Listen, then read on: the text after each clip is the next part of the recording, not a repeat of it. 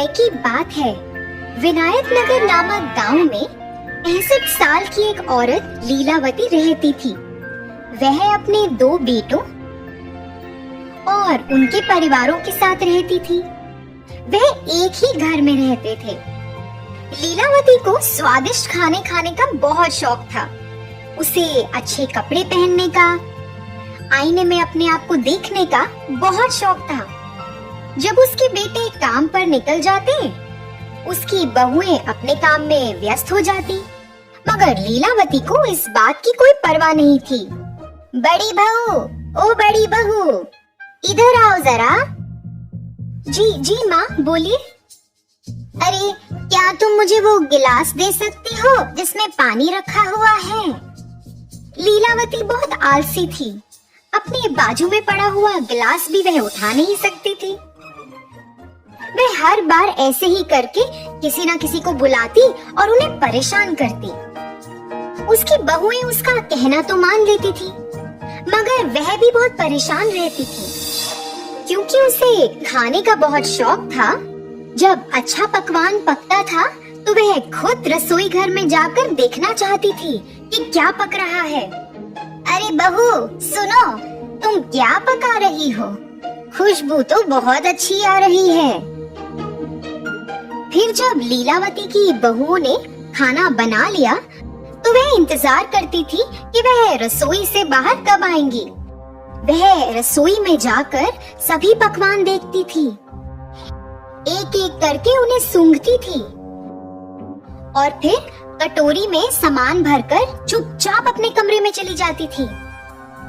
भोजन के समय बहुएं पहले सबको खाना परोसती थी, मगर जब उनकी बारी आती तो खाना कम पड़ जाता था। उन्हें पता ही नहीं था कि खाना कम कैसे पड़ जाता है। कभी कभी तो उनके पति उन्हें गुस्सा भी करते थे कि क्यों उन्होंने सही मात्रा में खाना नहीं बनाया है। ऐसा देख के लीलावती मन ही मन खूब हंसती, मगर वह अपने बेटों को कुछ नहीं कहती थी कि वह अपनी पत्नियों से ऐसे क्यों बात कर रहे हैं। फिर एक दिन लीलावती के बेटे बाजार से कुछ मिठाइयाँ लेकर आए और वो मिठाइयाँ उन्होंने अपने बच्चों के लिए रख दी। लीलावती से तो रुका ही नहीं गया। वह अपने पोते पोतियों के पास आई और मिठाई का डब्बा उनसे ले लिया। सुनो बच्चों, ये मिठाइयाँ मैं तुम लोगों में बराबरी में बांटूंगी। चलो अपनी आंखें बंद करो और अपना हाथ आगे करो बच्चों। ऐसा सुनकर बच्चों ने वैसा ही किया जैसे उनकी दादी माँ ने कहा। फिर लीलावती ने उस डब्बे में से कुछ मिठाइयाँ चुपचाप अपने पास रख ली और बाकी की मिठाइयाँ बच्चों को दे दी और फिर चुपचाप अपने कमरे में चली गई। ये ही नहीं, वह तो अपनी बहुओं की साड़ियाँ भी चुराती थी। जब उसकी बहुएं साड़ियों को तार पे सूखने के लिए टांगती, वह चुपचाप साड़ियाँ ले जाती। उसकी बहुएं परेशान हो जाती कि ऐसा किसने किया है। उन्हें लगता कि साड़ियाँ कहीं गुम हो गई हैं। माँ जी, आपने मेरी लाल साड़ी देखी क्या? मैं कई समय से ढूंढ रही हूँ, मगर मुझे मिल ही नहीं रही। मैंने उसे सूखने के लिए तार पे डाला था। क्या आपने देखी है? नहीं बहू, मैंने नहीं देखी। मुझे लगता है वो पड़ोस की राधा ने ऐसा कुछ किया है। कल मैंने वो साड़ी उसके पास देखी थी। हाँ माँ जी, मेरी साड़ी भी गुम चुकी है। मुझे लगता है ये राधा का ही काम है। तुम दोनों को उसके पास जाकर बात करनी चाहिए। ऐसा बोलकर उसने अपनी बहुओं को बहकाया। जैसा उनकी सास ने कहा, वह दोनों अपनी पड़ोसी राधा के पास गईं और लड़ने लगी। राधा की तो कोई गलती ही नहीं थी और उन्हें लड़ता देख लीलावती दूर से हंसने लगी। इनको तो पता ही नहीं चलेगा कि ये मैंने किया है। देखो कैसे लड़ झगड़ रही हैं। लीलावती ऐसे ही अपने परिवार में सबको तंग करती। फिर एक दिन जब वह खाना खा रही थी, लीलावती को बहुत खुशी हुई ये जानकर कि अगले हफ्ते दशहरा आ रहा है। और वह चाहती थी कि सब लोग नए कपड़े खरीदें। जी माँ, हमें कपड़े खरीदने चाहिए। और हाँ, अभी सासू माँ भी आ रही है, तो क्या आप उनके लिए भी कपड़े खरीद लेंगी? वह दशहरा मनाने आ रही हैं। यह सुनकर लीलावती नाराज हो गई। उसे जलन मच रही थी कि वह क्यों आ रही है। आने दो उसे, मुझे पता है यहाँ से उसको कैसे भगाना है। अगले दिन लीलावती अपने कमरे से बाहर आई और उसने अपने बेटों और बहुओं को किसी का इंतजार करते हुए देखा। वह सब वरांडे में खड़े थे। हे भगवान, देखो कैसे ये लोग उसका इंतजार कर रहे हैं। क्या इन्होंने मेरा इंतजार ऐसे किया है कभी? हे भगवान।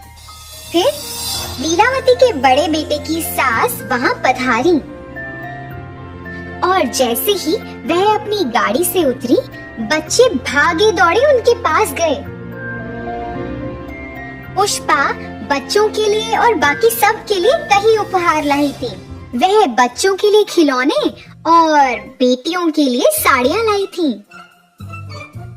पुष्पा ने लीलावती को भी एक सुंदर सा बस्ता भी दिया। लीलावती ने वह बस्ता तो कबूल किया और चुपचाप अपने कमरे में चली गई और फिर बाहर आई। बाहर आकर उसे स्वादिष्ट खाने की सुगंध आई, तो वह सोचने लगी कि बहुत कुछ बना है, मगर उसे जलन भी मच रही थी। ये देखो, इन बहुओं ने मेरे लिए कभी इतने सारे स्वादिष्ट पकवान बनाए हैं। अभी मैं इनको मजा चखाती हूँ।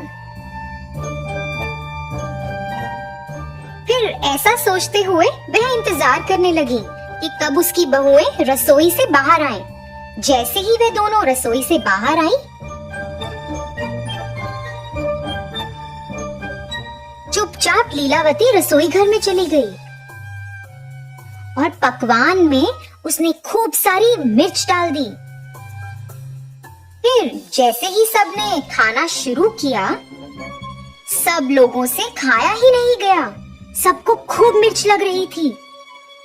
सब तो पानी के लिए तड़पने लगे, मगर लीलावती ने तो खाने को छुआ तक नहीं था। मगर उसे ऐसा लगा कि सबको शक हो जाएगा कि उसने कुछ गड़बड़ की है, तो वो भी नाटक करने लगी कि उसे भी खूब मिर्ची लगी और पानी के लिए तरसने लगी। मगर पुष्पा को शक हुआ। पुष्पा ने लीलावती को कुछ ना खाते हुए देख लिया था। उसे ऐसा लगा कि कुछ तो गड़बड़ है। पुष्पा ने लीलावती पर नजर रखनी शुरू कर दी।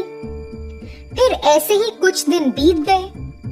पुष्पा ने ऐसा देखा कि लीलावती बच्चों से मिठाइयाँ चुराती है और अपनी बहुओं की साड़ियाँ चुराकर उस बस्ते में रखती है। उसने यह भी देखा कि वह चुपचाप रसोई में जाके सब्जियाँ कटोरी में भरकर चुपचाप अपने कमरे में आ जाती है। इन 10 दिनों में पुष्पा को लीलावती के बारे में बहुत कुछ पता चला। फिर एक दिन जब सब लोग घर पर थे, पुष्पा ने सोचा कि ये सही वक्त है कि उसे सबको बताना चाहिए कि इस घर में क्या चल रहा है।